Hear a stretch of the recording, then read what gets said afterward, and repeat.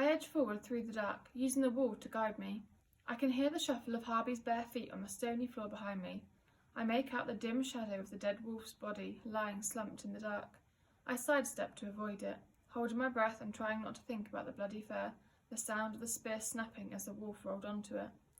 I listen for the moaning cry. Nothing, just the cave drip, drip, dripping, and our own soft breath. A flicker of doubt. Did I really hear a baby? Mr. Pascoe's voice creeping into my imaginations, somewhat prone to flights of fantasy. Shut up, Mr. Pascoe, I hiss. Shudder, Mr. Pascoe, whispers Harvey from behind me, solemnly like these words are in a spell. I smile, my fear melting a little. Shudder, Mr. Pascoe, I say in agreement. I lead us further and further back into the cave, beyond any daylight, into the dark, deepest dark, listening hard. Then the pad of Harvey's footsteps behind me stops. I stop too. Trolly Murrum, he says. Where Mothka? And just at that moment I hear it. The tiniest, furthest, softest squeak. Harvey hears it too. We grab each other. Mothka? I whisper. Harvey says nothing, but he walks on ahead of me now. We shuffle forward until it feels like we're right in the heart of the cave. The air is colder here and tastes metallic, like snow. My eyes are finally getting accustomed to the dark, and I can make out the dim shapes of stalactites hanging like black icicles from the cave roof. A little burst of whimpering, slightly louder. We freeze to listen. Echoes make it sound like lots of babies. For a second, I let myself imagine that deep in this cave, Dara might be waiting with Mothka too. The noise fades as fast as it came. Come, says Harvey. He's moving quicker now. I can almost taste his hope and urgency in the dark. I get a little shiver of excitement spiced with fear. The roof gets lower and we have to hunch over. Then we're crawling, squeezing ourselves along what feels like a tunnel. The air is thin, there's not quite enough of it. I try not to think about all the rock pressing down around me. I concentrate on how badly my knee stings on the gritty floor and the throbbing in my shoulder. Then, I might be imagining it, but up ahead of us it seems slightly lighter.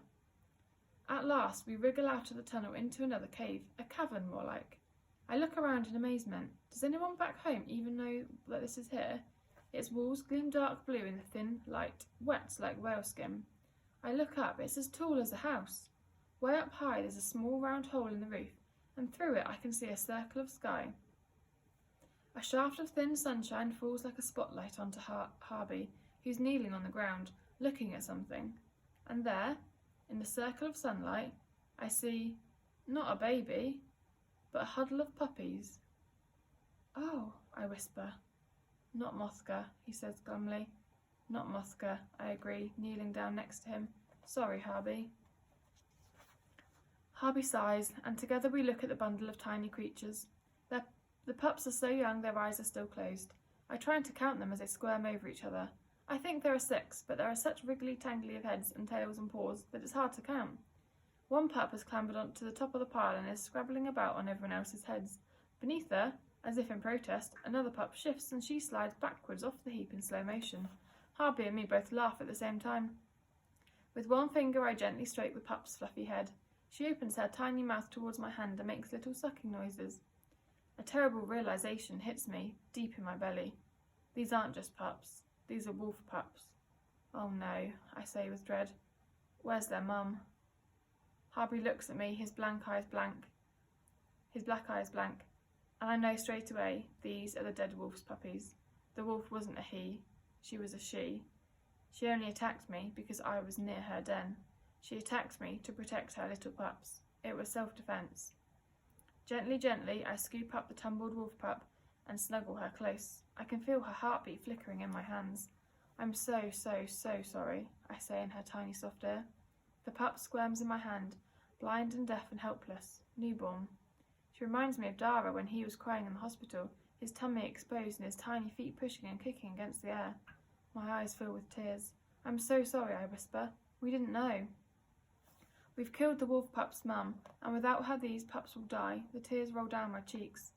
My pup is asleep, all snuggled into my neck. Maybe Dara might have stopped crying and just cuddled up and gone to sleep in my arms if I'd held him close like this. With my baby finger, I stroke the perfect softness at the base of the pup's ears. I breathe her warm smell. I don't want to leave her, I want to keep her forever and love her and look after her. I want to fix the mess we've made of her family. The other pups are quiet now. Harvey has drawn a circle around them with his broken spear, and they seem to like it because they've all gone to sleep. Make safe, I say quietly, stroking the soft head of the wolf pup. Harvey looks at me. Come, he nods towards the tunnel. I give my wolf pup a little kiss and lay her carefully in the circle, back with her brothers and sisters.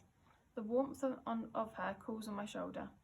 She wriggles sleepily into her family, finding her comfy spot until they're all one joined-up bundle. I stare transfixed at the huddle of pups, and I imagine my own family all cuddled up together too. Harvey tugs on my arm. Come, Charlie Murrum, come. I can hear the impatience in his voice, but I can't leave, not just yet. I run my finger gently across the pup's sleepy little head. Letting go of my arm, Harvey limps back to the start of the tunnel. He puffs out a sigh, then he drops to his knees and disappears. I turn away from the pups, my heart heavy, and start to follow him. A sudden shower of stone and sand from the tunnel opening. Harvey comes rushing back in, feet first. Go, go, go, he shouts. He hobbles towards me, eyes wide and wild. Go, Charlie Murrum. He grabs my arm and drags me back towards the wall of the cavern, jamming his spear between his teeth. He leaps up the wall, grabbing onto the ledge with both hands, feet scrabbling for purchase. Making for the round opening high above us, he hauls himself onto the narrow ledge and yells down at me. What? Why? I say, searching for a handhold on the slippery rock face. Woof! He answers, his mouth full of spear, his eyes full of panic. Woof! What? I call up to him. I don't understand. He stops climbing and takes a spear from his teeth for a second. Wolf, he says. Go. Then I remember. Wolves aren't solitary, are they? They're pack animals. And just at that moment, I hear it. The echoing scurry of wolf claws and wolf voices in the tunnel. The rest of the wolf pack is coming.